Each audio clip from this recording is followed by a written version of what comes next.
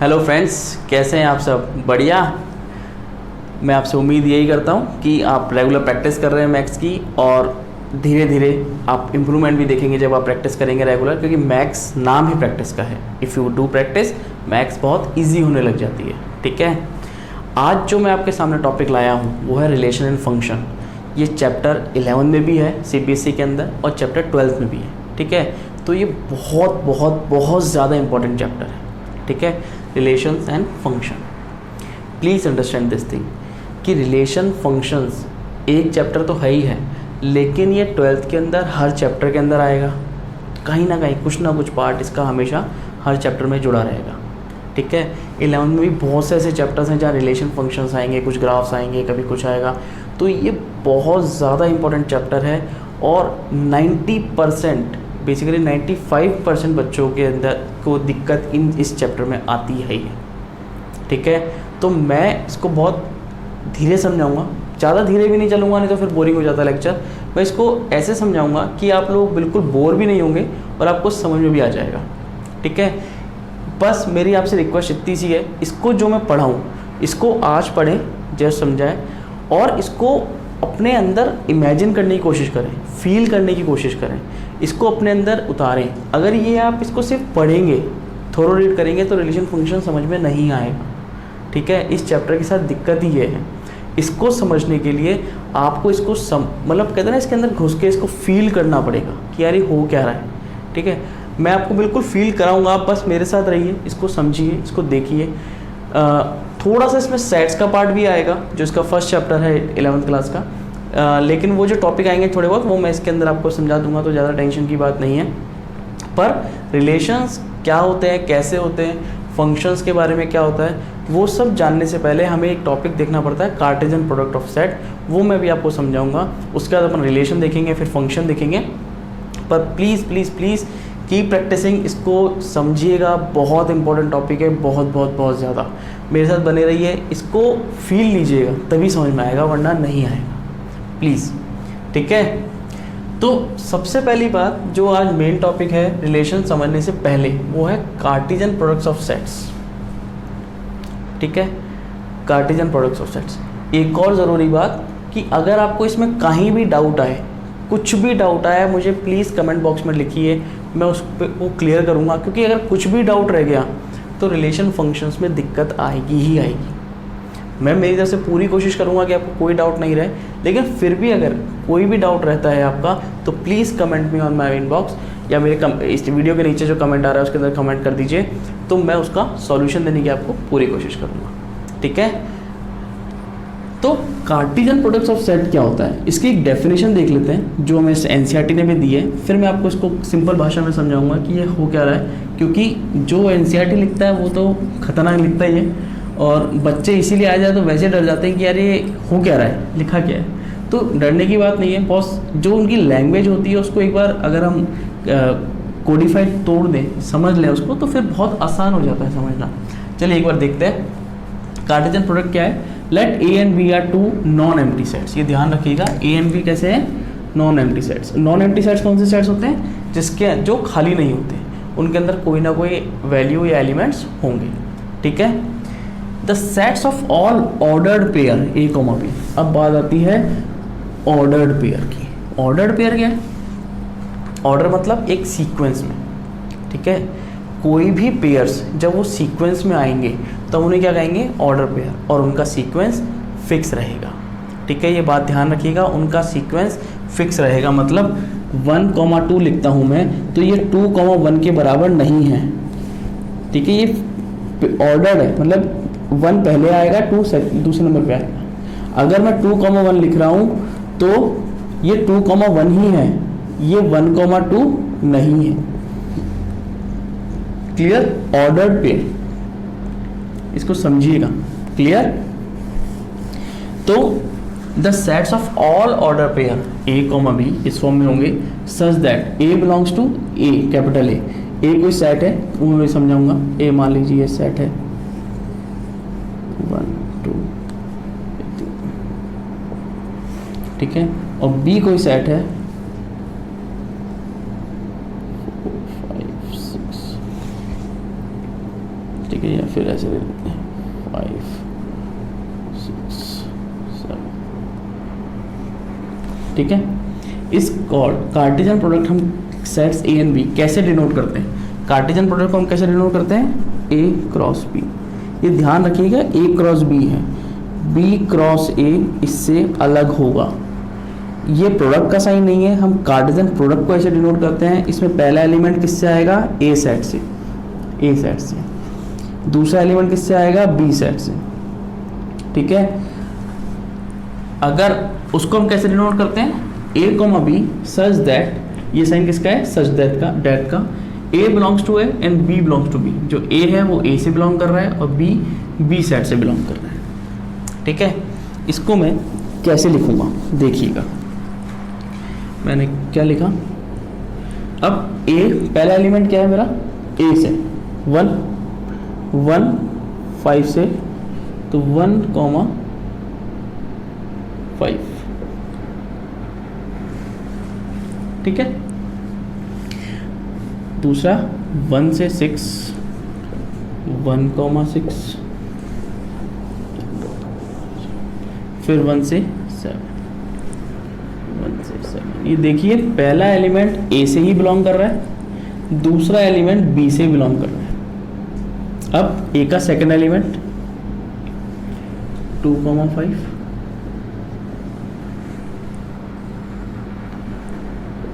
2 6 2 7। समझ में आ रहा है?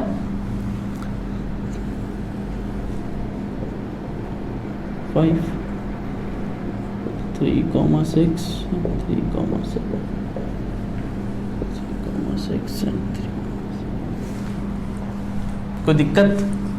या कॉमा लगा लीजिए। मैंने क्या करा, हर एक ए क्रॉस बी को मैं कैसे डिनोट करूंगा? कार्टेशियन प्रोडक्ट कैसे बनाऊंगा? मैं सारे ऑर्डर पेयर लिखूंगा। ए क्रॉस बी एक सेट है जिसके अंदर सारे ऑर्डर्ड पेयर आएंगे, जिसमें ए कॉमा बी के फॉर्म में आएंगे, जिसमें ए जो स्मॉल ए है वो कैपिटल ए वाले सेट को बिलोंग कर रहा है और small B small capital B वाले सेट को बिलोंग कर रहा है। इसमें ऑर्डर पेयर कैसे लिखेंगे? ए सारों के साथ, बी के एलिमेंट, फिर बी के ए का फर्स्ट एलिमेंट।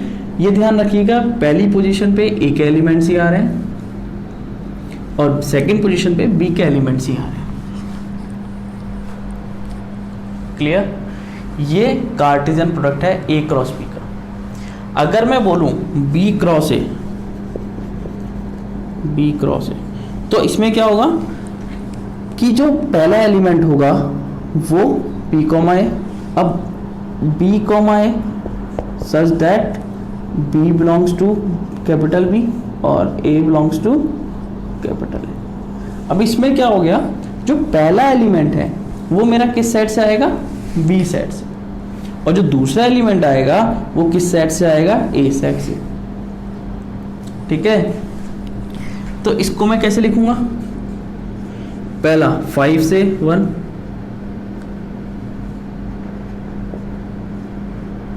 5 से 2 एंड 5 से 3। इसमें देखिए ऑर्डर बदल गया है। ये देखिए 5 3 था, ये 3 या 5 3 था या 3 5 था, या 5 2 है वहाँ 2 5 था, या 5 1 है या 1 5 था। ये सारे आएंगे इसमें 6 1 6 2 6 3 7 1 7 2 7 3। लेकिन ये और ये अलग अलग हैं। तो मैंने आपको पहले ही कहा था ए क्रॉस बी और B cross A are both are different thing अगर ये ऑर्डर्ड पेयर है तो। क्लियर? समझ में आ रहा है कार्टेशियन प्रोडक्ट क्या है? ये ऐसे कितने सबसेट्स निकल सकते हैं इस ये कार्टेशियन प्रोडक्ट के अंदर? ये कितने वो होंगे, कितने एलिमेंट्स आएंगे इसके अंदर? ये एलिमेंट्स आएंगे अब चलो मैं बताता हूँ इसको कितने एलिमेंट्स आएंगे। यहाँ तक समझ में आया? पक्का? एक चीज़ और देखिए, हम इसको क्या बोलते हैं? इसको इस वाली फॉर्म को क्या बोलते हैं? ये होती है सेट बिल्डर फॉर्म।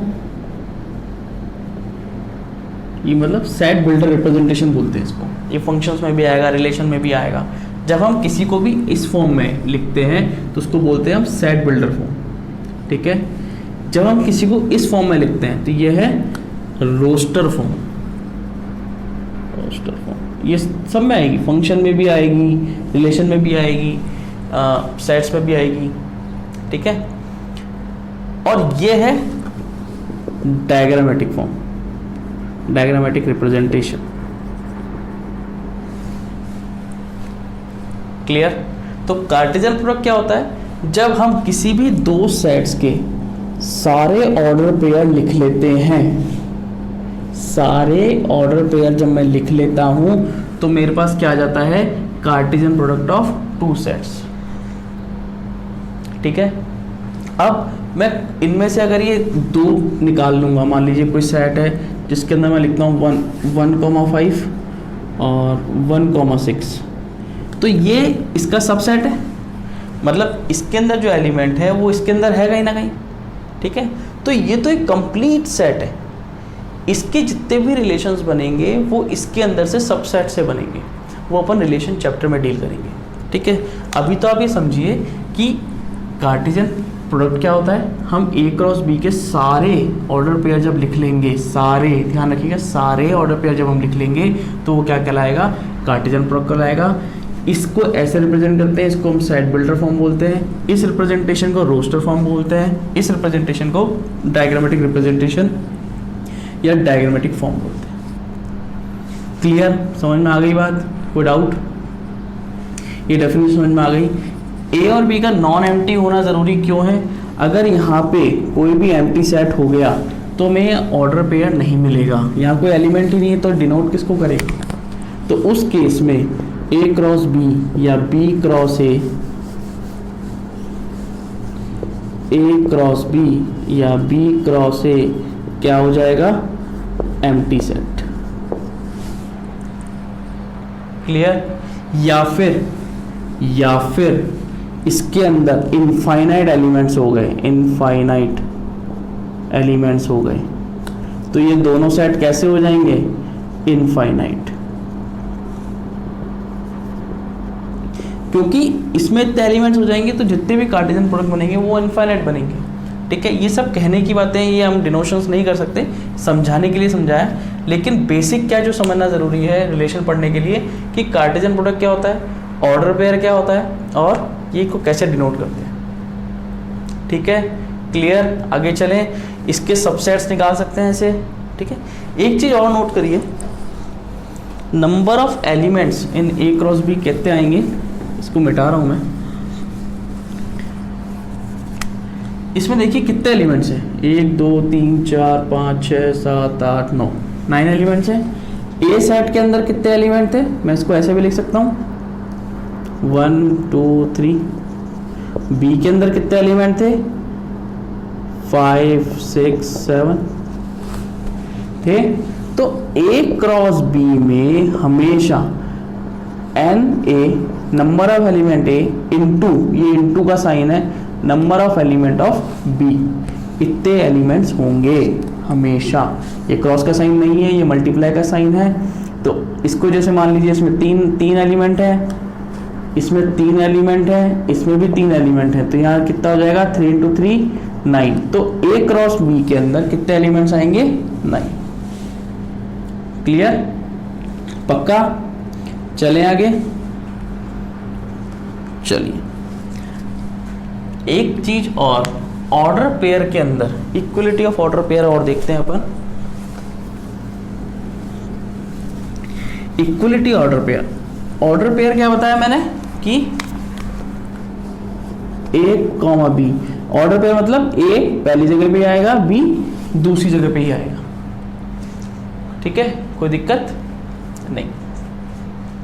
अगर मैं बोलूं कि x, 6 is equal to 7, y, ये ऑर्डर पेयर है दोनों और इक्वल है, ठीक है। तो ऑर्डर पेयर है मतलब ये किसको बिलोंग करेगा, ये इस फर्स्ट एलिमेंट को बिलोंग करेगा, और ये इसका सेकंड है तो ये सेकंड को ही बिलोंग करेगा। तो अगर ये इक्वल है तो x इज इक्वल टू 7 हो जाएगा और y इज इक्वल टू 6 हो जाएगा। ये क्या है? Equality of order pair. ठीक है, छोटे छोटे से कॉन्सेप्ट है, इसको देखिएगा, इसको समझिएगा। इक्वलिटी ऑफ ऑर्डर पेयर क्या है? एवरी एलिमेंट सीक्वेंस इंपॉर्टेंट है, पहले का रिलेशन, दूसरे का दूसरे के साथ रिलेशन। क्लियर? समझ में आ रही है बात? एक कार्टेशियन रिप्रेजेंटेशन और होता है, हाँ, उसको ऐसे रिप्रेजेंट करते हैं। ग्राफ्स तो अपन ने पढ़े ही होंगे, कोई यहाँ पे देख लेता हूँ, 1,5 3, ठीक है, 1 ए क्रॉस बी था ये। अपन ने एक्स और वाई कोऑर्डिनेट पढ़े थे ना, पुराने पाप ही हैं अगर नहीं याद आ रहा था, वैसे बहुत सिंपल सा था। एक्स फ्रेम ये था, वाई फ्रेम ये था, यही था। हम क्या करते थे उसमें, हम क्या करते हैं बेसिकली इसको रिप्रेजेंट करने के लिए, ए सेट क्या है 1, 2, 3, बी सेट क्या है 5, 6, 7। तो ए सेट को मैं क्या करूँगा, यहाँ पे रिप्रेजेंट कर लूँगा 1, ये 2, ये 3, ठीक है। और बी सेट को वाई एक्सिस पर डिनोट कर लूँगा, क्योंकि ए क्रॉस बी का रिप्रेजेंटेशन निकाल रहा हूँ, ठीक है। 5, 6, ये ध्यान रखिएगा, ऑर्डर इंपॉर्टेंट होता है। ए क्रॉस बी मतलब ए क्रॉस बी, ये बी क्रॉस ए से अलग है, ठीक है। तो अब मैं यहाँ पे लाइनें खींच लूँगा,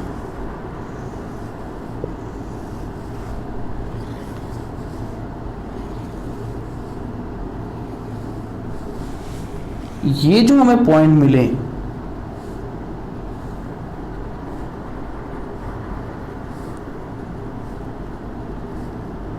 ये जो हमें जो पॉइंट मिले, ये क्या है, ये सारे, ये देखिए 9 पॉइंट्स मिले हैं, 1, 2, 3, 4, 5, 6, 7, 8, 9, ये सब इनको रिनोट करेंगे।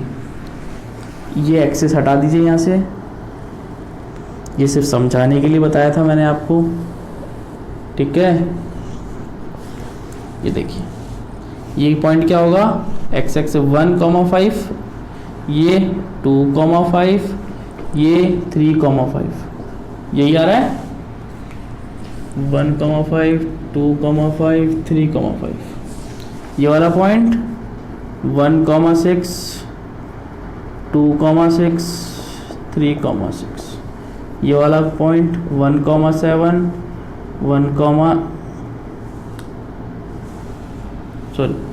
2,7 और ये आ गया 3,7। मिल गया मेरे को सारे सेट्स मेरे क्रॉस मल्टीप्लिकेशन के। ये थे कार्टेशियन प्रोडक्ट्स ऑफ सेट्स। इनको कैसे लिखते हैं, इनका रिप्रेजेंटेशन कैसे होता है, ऑर्डर पेयर क्या होता है, ये सेट बिल्डर फॉर्म क्या होती है, रोस्टर फॉर्म क्या होती है, कार्टेशियन रिप्रेजेंटेशन कैसे करते हैं, ठीक है। ये चीज़ समझ में आ गई, कार्टेशियन प्रोडक्ट्स ऑफ सेट्स कैसे आते हैं। तो अब हम बात करेंगे रिलेशन की। तब तक के लिए pause the video and then note it out.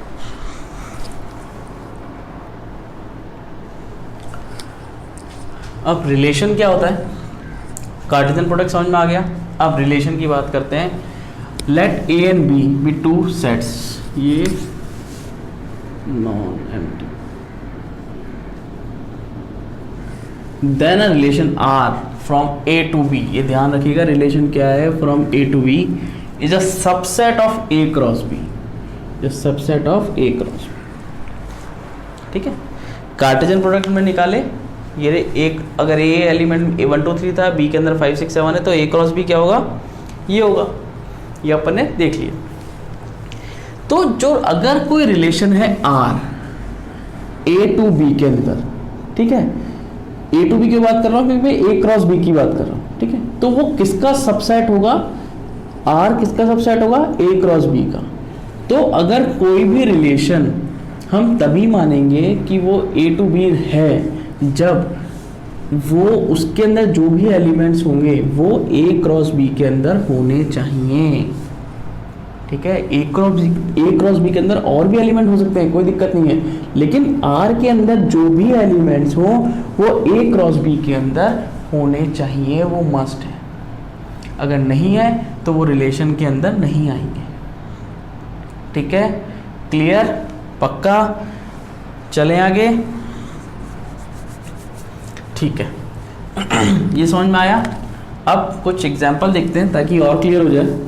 मान लीजिए ए है, A B C, B set है, P Q R S, relation R1 है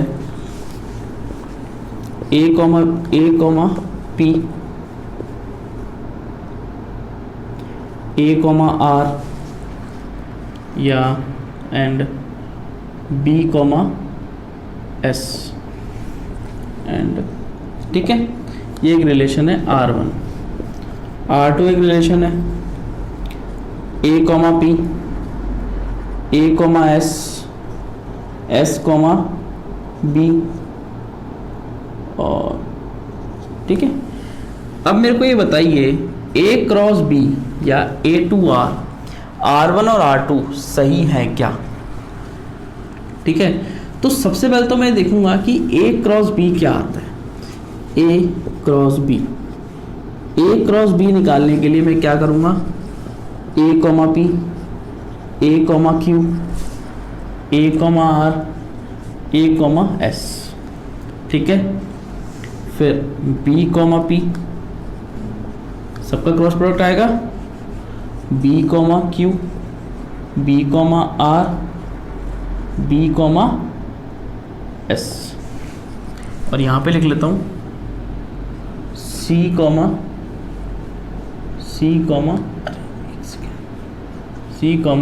P, C comma Q, C comma R और C comma S. A cross B ये है। अगर R1 और R2 में जो भी एलिमेंट्स हैं वो ए क्रॉस बी के सबसेट हैं, तब तो ये R1 और R2 relation A to B है, अदरवाइज ये रिलेशन ए टू बी नहीं है। क्लियर, समझ में आ गया? तो आइए देखते हैं। R1 के अंदर ए कॉमा पी है, ए कॉमा आर है, बी कॉमा एस है, तो R1 तो रिलेशन है from A to B. R2 की बात करते हैं। ए कॉमा पी है क्या? हाँ है। ए कॉमा एस है, S comma B, S comma B नहीं है, क्योंकि ये देखिए ये सेकेंड एलिमेंट का है और ये फर्स्ट एलिमेंट का, फर्स्ट सेट का एलिमेंट है, तो ये ए क्रॉस बी में नहीं लाए कर रहा, तो ये R2 जो रिलेशन है वो ए टू बी नहीं होगा। क्लियर, समझ में आया? मैं इसके और एग्जांपल्स ले लूँगा, पर उससे पहले एक चीज़ समझिए कि इनको रिप्रेजेंट कैसे करते हैं और कुछ थोड़े बहुत कॉन्सेप्ट्स हैं वो अपन देखते हैं। उसके बाद मैं आपको क्लियर कर दूंगा। इसके बाद भी आपको ये चीज़ समझ में तो आई गई होगी कि रिलेशंस हम कैसे देखते हैं, कि रिलेशंस होते क्या हैं। रिलेशन सबसेट है किसका? ए क्रॉस बी का। कार्टेशियन प्रोडक्ट के अंदर जो भी एलिमेंट है अगर वो उसका सबसेट होता है तो ही वो रिलेशन कहलाएगा ए टू बी के अंदर, अदरवाइज नहीं कहलाएगा। ठीक है, अब एक एग्जांपल न्यूमेरिकल और ले लेते हैं, फिर आगे चलते हैं और क्लियर हो जाएगा बिल्कुल। इसी का एग्जांपल ले लेते हैं। अगर मैं बोलूं R1, इसको हटा देते हैं, R1 A कॉमा B, ठीक है, सच दैट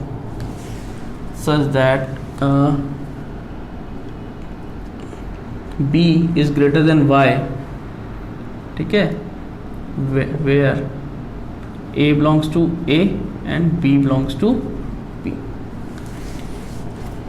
क्लियर? ये सेट बिल्डर फॉर्म है किसको लिखने की? रिलेशन को लिखने की, सेट बिल्डर फॉर्म। मैंने कहा था ना रिलेशन को भी हम तीन फॉर्म में लिखेंगे, सेट बिल्डर फॉर्म में लिखेंगे या ऐसे लिखेंगे। इसको मैं रोस्टर फॉर्म में कैसे लिखूंगा? अब B is greater then A, ठीक है। अब B is greater then A, अब मैं वो सारे एलिमेंट्स लिखूंगा जिसमें B is greater then A है। अब B is greater then A मतलब 5 इज ग्रेटर देन 1, ठीक है, तो मेरे पास क्या आएगा 1,5 लिखूंगा इसी फॉर्म में, लेकिन क्या लिखूंगा? जहां B A से बड़ा है। दूसरा एलिमेंट 1 इज ग्रेटर देन 6, तीसरा element 1 is greater then 7, 2 is greater then 5, 2 is greater than 6, 2 is greater than 7, 3 is greater than 5,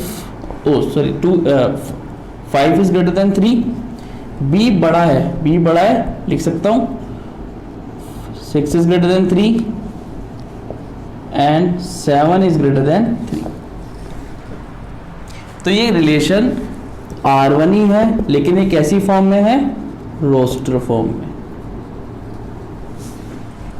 अब आप देखेंगे कि इसके अंदर वो सारे एलिमेंट्स आ गए जो A क्रॉस B में थे, तो कोई दिक्कत नहीं है, ये इसका सबसेट हो सकता है या पूरा का पूरा हो, लेकिन ऐसा नहीं हो सकता कि रिलेशन R1 में कोई एलिमेंट आए जो इसके अंदर बिलोंग ही नहीं कर रहा हो। ठीक है, पक्का? तो ये कैसी फॉर्म है, सेट बिल्डर फॉर्म, ये कैसी फॉर्म है, रोस्टर फॉर्म। अगर मैं इसका कार्टेशियन रिप्रेजेंटेशन दिखाऊंगा तो वही जैसे A क्रॉस B का था वही होगा, और डायग्रामेटिक रिप्रेजेंटेशन भी वही होगा जो A क्रॉस B का था। ठीक है, एक एग्जांपल और ले लेते हैं, एक रिलेशन और बनाते हैं। खूब रिलेशन बन सकते हैं, पहले कितने रिलेशन बन सकते हैं, अब ये क्वेश्चन भी आता है कि सर कितने रिलेशन बन सकते हैं इसके अंदर। तो हमारे पास उतने रिलेशन बन सकते हैं A to B जितने इस कार्टेशियन प्रोडक्ट के सबसेट हो सके। ठीक है, तो how many relations can be form. अच्छा क्वेश्चन है, कैसे, अब बताइए। तो इसके कितने सबसेट्स बन सकते हैं, पहले तो ये देखते हैं। इसका सबसेट 1,5 भी हो सकता है, 1,6 ये एक सबसेट है। ठीक है, ऐसे बहुत सारे सबसेट बन सकते हैं। ठीक है, उनका नंबर कैसे निकालते हैं, वो निकलता है कि इसके अंदर कितने एलिमेंट्स हैं। अब मैंने बताया था एलिमेंट्स कैसे निकालते थे कि नंबर ऑफ एलिमेंट्स है A into number of elements in set B। इसको दे दिया M, इसको दे दिया N, या इसको दे दिया P, इसको दे दिया Q। ठीक है, तो total number of elements in A cross B कितना हो जाएगा, PQ। Total number of elements in A cross B। Clear?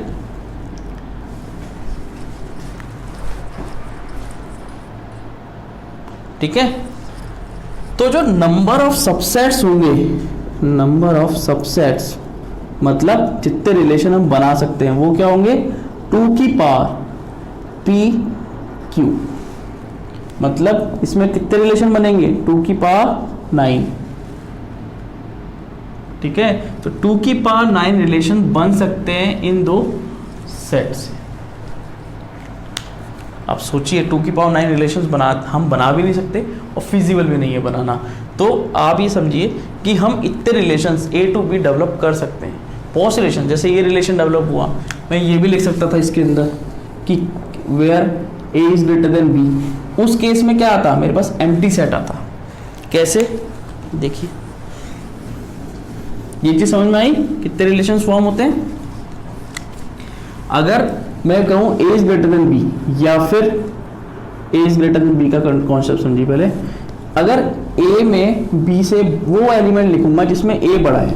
अब बताइए A के अंदर है 1 2 3, B के अंदर है 5 6 7, ये कभी भी आएगा क्या, तो रिलेशन R1 हमेशा क्या होगा, empty set, empty relation. There is no relation like this in from A to B। Clear? एक रिलेशन ऐसा भी हो सकता है B is equals to A plus 5। ठीक है, तो अब मैं क्या बात करूंगा, अब इसको मैं रोस्टर फॉर्म लिखूं, ये सेट बिल्डर फॉर्म है। ठीक है, अब रोस्टर फॉर्म,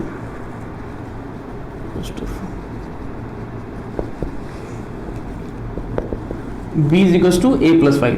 ऑर्डर यही रहेगा A, B। तो पहला 1 प्लस 5 6, दूसरा 1 प्लस 5 7, कोई दिक्कत। तीसरा 2 2 + 5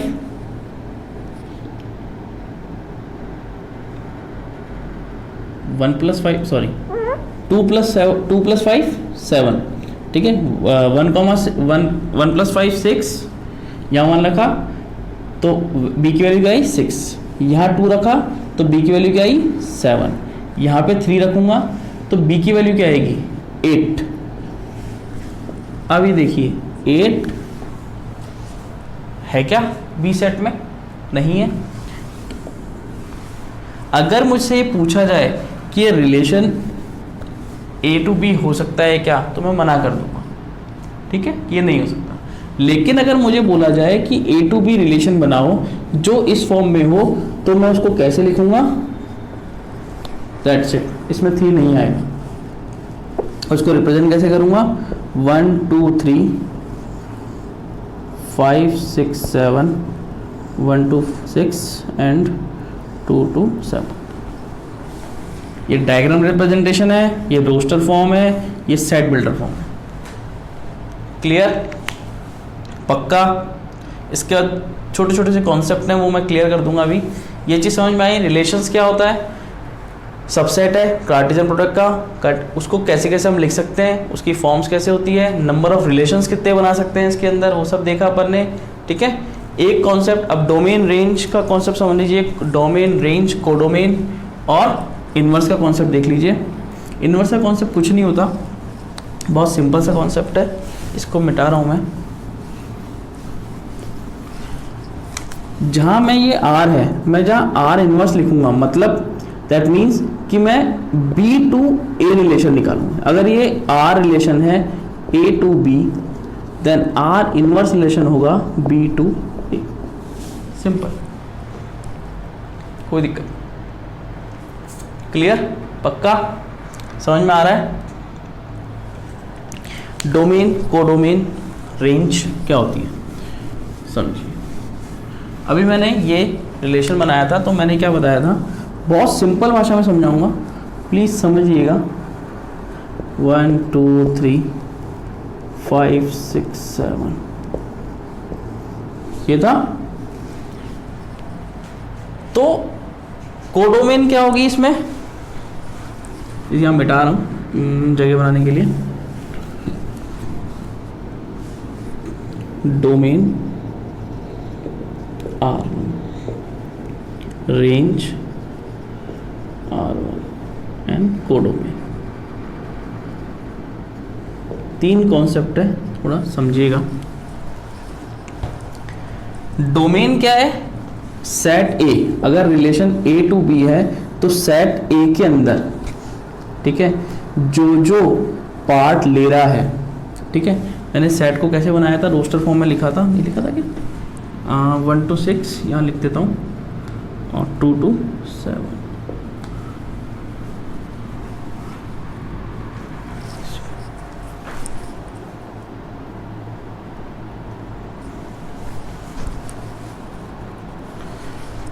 तो जो डोमेन होगी, ठीक है, इस सेट की, वो क्या एलिमेंट्स होगी, इसके फर्स्ट एलिमेंट्स, रिलेशन के फर्स्ट एलिमेंट क्या है, 1 2, डोमेन ऑफ रिलेशन 1। रेंज क्या होगी, जो इसके सेकेंड एलिमेंट है इस रिलेशन के अंदर, 6 एंड 7। जबकि सेट क्या है, 1 2 3, लेकिन उसमें से मैंने क्या लिया 1 2, क्योंकि उसी की इमेज यहाँ पे है। इसको क्या बोलते हैं, इमेज, इसको बोलते हैं प्री इमेज, ठीक है। 1 की इमेज क्या है 6, 2 की इमेज क्या है 7। तो डोमेन क्या हो गई 1 2, जो ए सेट में रिलेशन दिखा रही है, ठीक है, R1 और रेंज क्या हो गई 6 7, जिसकी प्री इमेज है, मतलब 6 और 7 बी सेट के अंदर जो ए को के अंदर प्री इमेज रखते हैं।